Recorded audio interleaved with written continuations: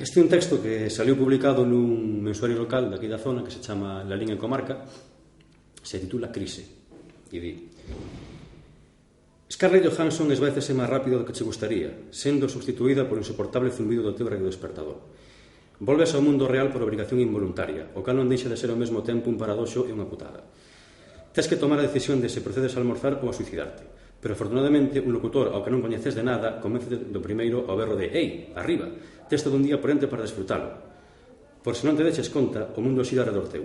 Fíxate que, ao igual que nas películas americanas, o programa de radio non comezou ata que despertaches.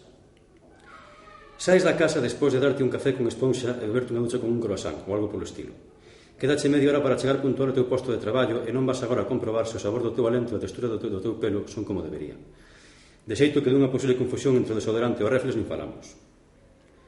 Chegas por fin ao teu traballo con 43 segundos de adelanto. Saúdas aos que non coñeces, coñeces aos que non saúdas. E cando por fin crees que vas fichar por outras 8 horas exactamente igual que as de onte, resulta que non. Que te esqueciches de que houve un ERE, fuches despedido e para colme resulta que hoxe só tiñas que pasarte a recoller as túas cousas, que consisten basicamente nun bolígrafo porque a foto da túa familia a tiraron ao lixo.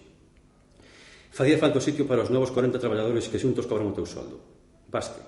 Ei, segues a ter todo un día por ente para desfrutalo, e vai se o vas facer. Coa saudable intención de aforrar combustible e axudar a loita contra o cambio climático, decides deixar o coche no garaxe e viaxar en autobús, para o cal te dirixes á estación.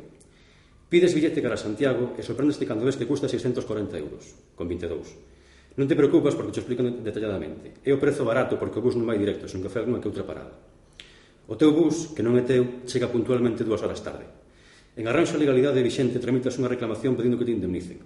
A resolución sai a teu favor e recibes un biquiño do encargado garantíndoche que non volverá a pasar. Entras, sentas. O coche arranca e comeza a viaxe. Pasas por Madrid, antiga Yugoslavia, das un rodeo por Vladivostok e finalmente volves por Cantabria ata chegar á capital. Misteriosamente chega a ser o mesmo ano e por sorte continúas en horario de mañá, co cal os teus plans non sofren gran modificación. Chegas á estación, baixas, cruzas e plantaste na granxa porcina máis grande coñecida ata hoxe polo ser humano. Preguntas polo xefe e respóndenche que non chegou de momento. Algún xa o pillou e a gran maioría que non, posiblemente sexan acólitos.